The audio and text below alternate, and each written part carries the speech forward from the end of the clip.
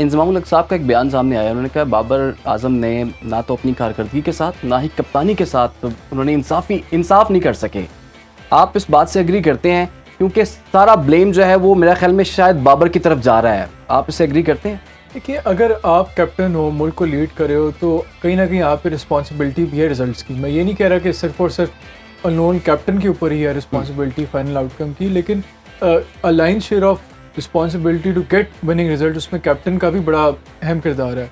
तो as a batsman भी जो बाबर की भी तक इनिंग्स गई हैं इस वर्ल्ड कप में, 3 मैचेस खेले हैं, तो जब क्रूशल सिचुएशन थी, जब उनसे हम तवक्को रखते थे कि वो टीम को ओवर द लाइन लेके जाएंगे, उस टाइम उन्होंने इतनी स्ट्रॉन्ग परफॉर्मेंस नहीं दी। और एज ए कैप्टन भी जो कुछ डिसीजन मेकिंग की हुई है वो भी इतनी अभी तक उस पर भी क्वेश्चन मार्क उठाए जा सकते हैं।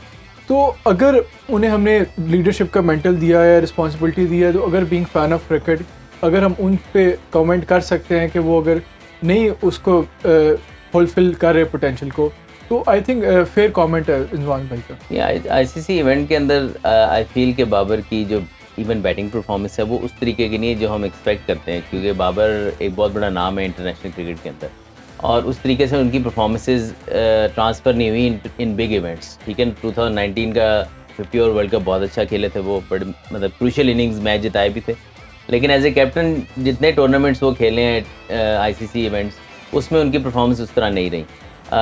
बाकी जो उनकी कैप्टनसी के बारे में हम बात कर रहे हैं, बार बार बात करते हैं कि उनकी कैप्टनसी इम्प्रूव नहीं हुई। उन पे ज़िम्मेदारी ज़रूर बनती है, लेकिन उन लोगों पे भी ज़िम्मेदारी बनती है जो उसको वापस कप्तान लेके आए हैं, क्योंकि आई फील के 3-4 महीने के अंदर कोई बहुत ज़्यादा चेंज नहीं आनी थी उसकी कैप्टनसी के अंदर। आई फील, और मेरे ये भी ख्याल है कि बाबर को अभी कप्तानी लेनी भी नहीं चाहिए थी, क्योंकि अभी ताज़ा कप्तानी उनसे ली गई थी। अभी शाहीन बने थे, फिर शाहीन उतर गए दोबारा से, फिर बाबर बन गए, तो एक बड़ा केओस सा नज़र आया, और चाहते ना चाहते भी डिफरेंसेस आ जाते हैं।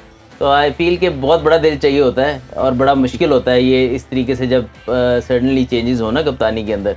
तो आई फील के काफ़ी सारी रीज़न की वजह से बाबर को ही कप्तानी या ना देनी चाहिए थी ना लेनी चाहिए थी इस वक्त, लेकिन अब ले लिया तो बाबर पे तो रिस्पॉन्सिबिलिटी आएगी, लेकिन जो लोगों ने डिसीजन किए उनको भी रिस्पॉन्सिबिलिटी लेनी चाहिए, और आगे जो भी ये डिसीजन करें लेकिन लॉन्ग टर्म करें। हम हमेशा ये जो चेंजेस करते हैं ना, बस ये है कि for the sake of change ना करें। जो भी आप अगर आपके पास अभी कप्तान मौजूद नहीं है तो बाबर को रख के उसको ग्रूम करके फिर एक ही दफ़ा उसको बनाएं। ये ना हो कि आप किसी को बना दें और 6 महीने बाद उसको उतार के कहें नहीं ये भी नहीं सही था तो अगला ले आए।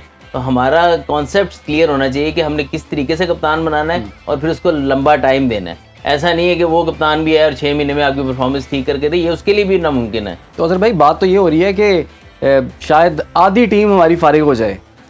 सर ये बड़ा मुश्किल है, कुछ ज़्यादा नहीं हो जाएगा आपके? जैसे एक वसीम भाई का भी कमेंट आया था और बिल्कुल ठीक, और ये क्विक फिक्स कुछ नहीं है। जब आपकी चीज़ें इतनी ख़राब हो ना, और फिर आपको थोड़ा स्टेबिलिटी चाहिए होती, जो भी आप चेंज करें, और एक बड़ा सोच समझ के बैठ के आराम से। ये नहीं है कि अब वर्ल्ड कप ख़त्म हो जाए और अंपायर हो जाए तो खुदा ना खास्ता बस उखाड़ पिछाड़ कर दें, लेकिन उसके पीछे विजन कोई ना हो। विजन होना चाहिए, सोच समझ के डिसीजंस करें और फिर उसको लॉन्ग टर्म लेके चलें। साल 2 साल में फिर आपकी क्रिकेट थोड़ी संभलना शुरू हो जाएगी। अगर हम क्विक फिक्स करने जाएंगे ना तो फिर अगले वर्ल्ड कप पे हम यही बातें कर रहे होंगे, क्योंकि क्विक फिक्स कभी भी पायदार नहीं होता।